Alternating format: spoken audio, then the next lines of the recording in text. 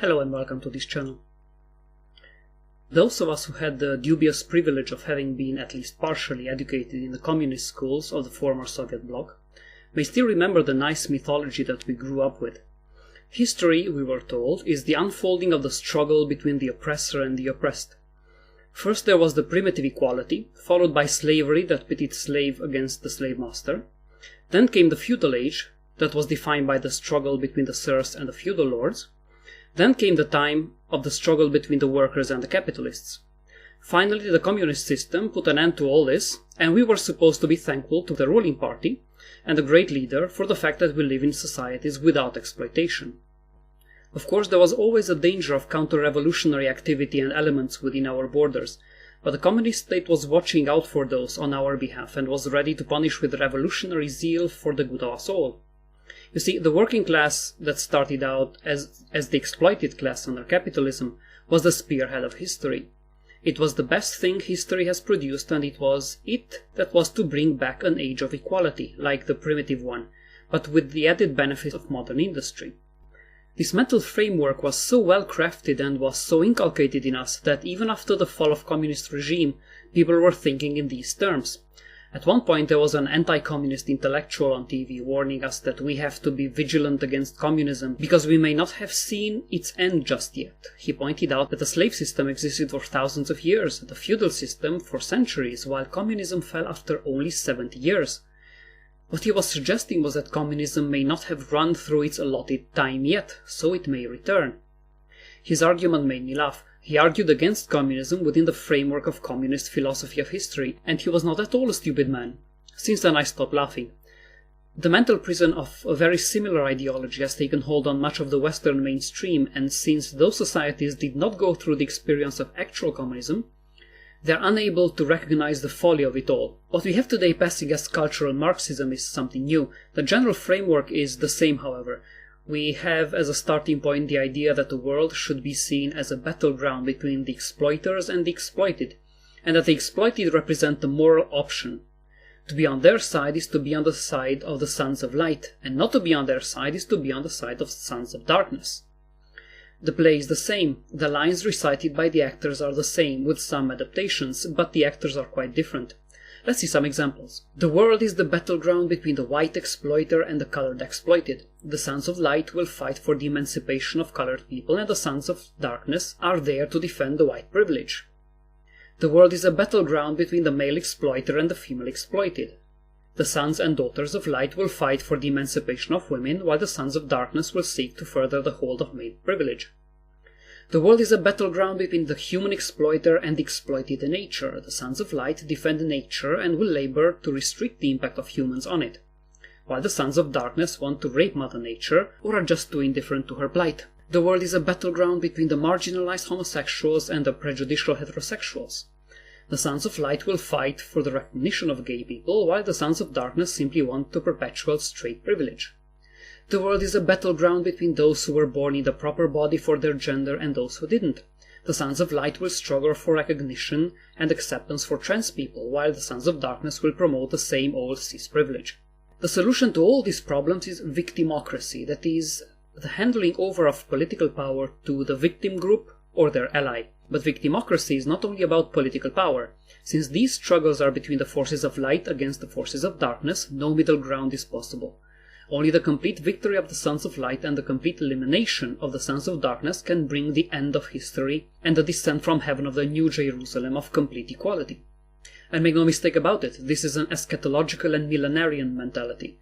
Its devotees are fighting for a future without evil, thinking that something like this is possible, or if it's not possible, at least desirable. Critics of contemporary left are aghast that feminists and gays are so friendly and welcoming towards immigrants from an alien culture that is predicated on the marginalization of women and sexual minorities.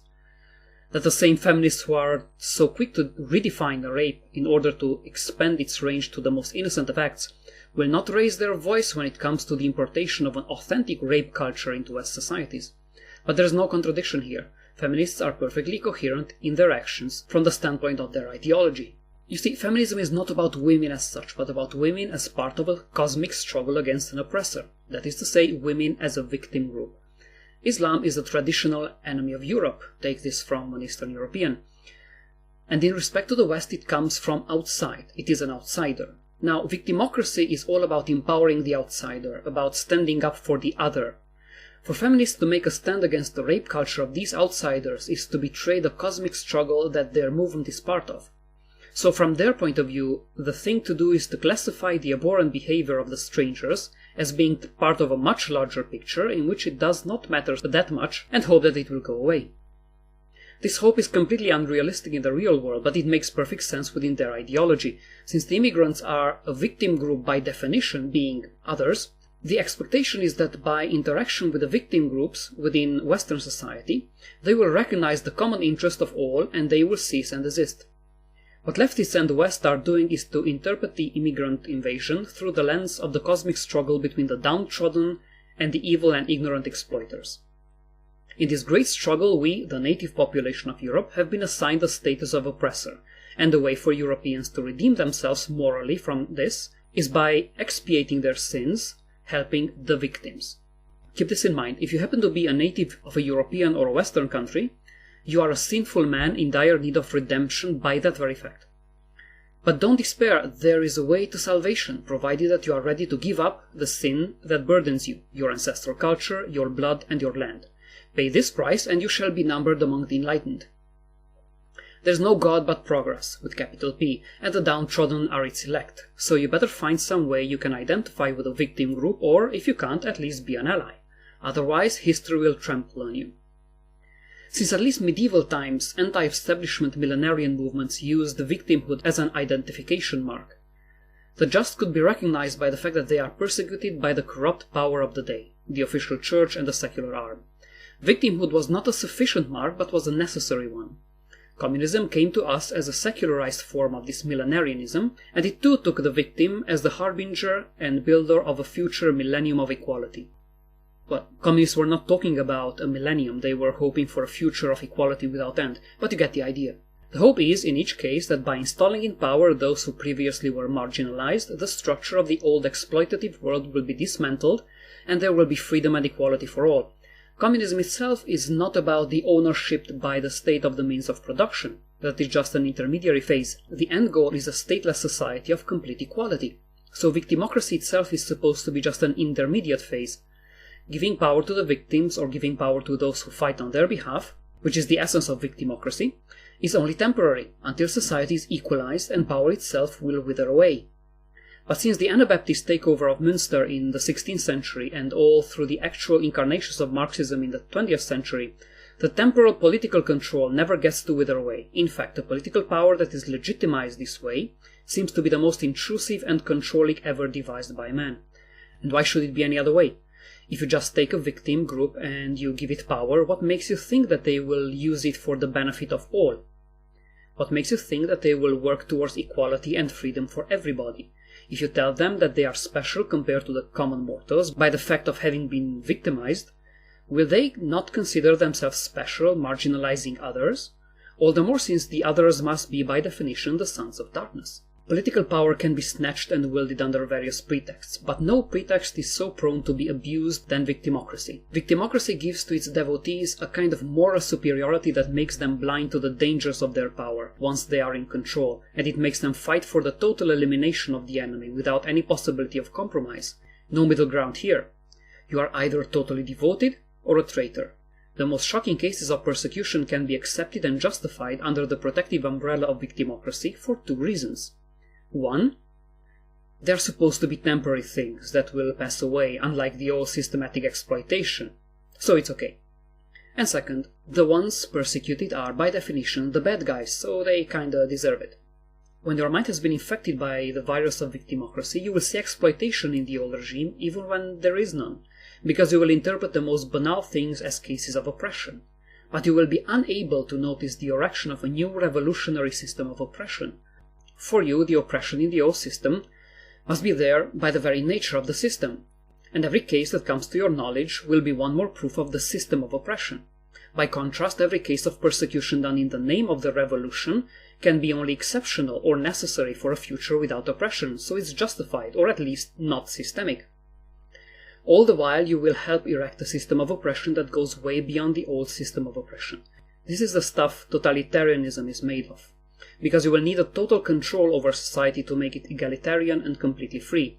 And here comes the really bad news. This system of oppression that you erect to tear down the old system of oppression will not just wither away by itself to give way to universal brotherhood and peace. It will simply put in place a fresh class of oppressors, emboldened more than the old oppressive class ever was. Take this from someone who saw firsthand the equality and freedom of communism. And if you think that this time around it will be different, and this time you learned the lessons of history and it will turn out okay, let me tell you, you must be a special kind of stupid fanatic. Being a utopian ideology, what Victimocracy does to its devotees is to isolate them from the present reality into a fantasy world, but also from the historical past. Since the past is the history of oppression and struggle between the exploited and the exploiters, there's not much good to find in it, except of course those cases of heroic resistance that should inspire the present struggle. But the past remains this unenlightened age on which you can look down upon from your enlightened vantage point. Remember, you are one of the sons of light on the right side of history. Victimocracy as a system of oppression has some important advantages. It will neutralize the moderate majority by emotional appeals for victims. After all, who wants to think of themselves or appear to his peers as a bad person? What the moderate majority doesn't notice in its quest to appear progressive is that Victimocracy can't accept moderation. You are either with the sons of light or with the sons of darkness. When your worldview is organized around a cosmic struggle, reality can be only black or white. And this is where the contemporary left's biggest hurdle can provide its greatest opportunity. Given the chivalric culture of Europe, rekindled in the 19th century, it comes as a reflex to most Europeans to play the role of white knights to the downtrodden. It is a way for us to gain social recognition and to feel good about ourselves. The left uses this noble impulse against us, exploiting it cynically, while denouncing at the same time chivalric culture as sexist. The strategy of taking advantage of chivalric attitudes in the Westerners is the left's ticket to mainstream acceptance, no matter how extreme its views. As time progresses and Victimocracy gains more and more ground, more and more things are relegated to the trash bin of history called far right. Opinions and positions that just a few years or even months before were still perfectly right of center are thrown out of the mainstream completely. This way a growing number of people will find themselves in the ever-expanding far right without wanting to be there. These people of the center who want to think of themselves as mainstream but have been tossed out of the mainstream in a matter of months will have a choice to make. Will they accept a new set of acceptable discourses and change their own views to fit a new orthodoxy? Or will they fight back? The battleground is in the center. What we on the right can do is to point out to these people that they have been tricked by a malignant totalitarian cult that has been taken over our culture and that there is no way that the beast will ever be satisfied. It feeds on fresh blood, and fresh blood is what it's going to get as long as we are retreating. We have to point out to the people in the center that they are taken advantage of by extremists who prey on their altruism and chivalric attitude. And it is this altruism and chivalric attitude that cancels out the more basic instincts of survival. Thank you for listening. If you like this talk, please hit the like button and share it with your friends. If you have to add something or correct something I said, you are more than welcome to do so in the comment section.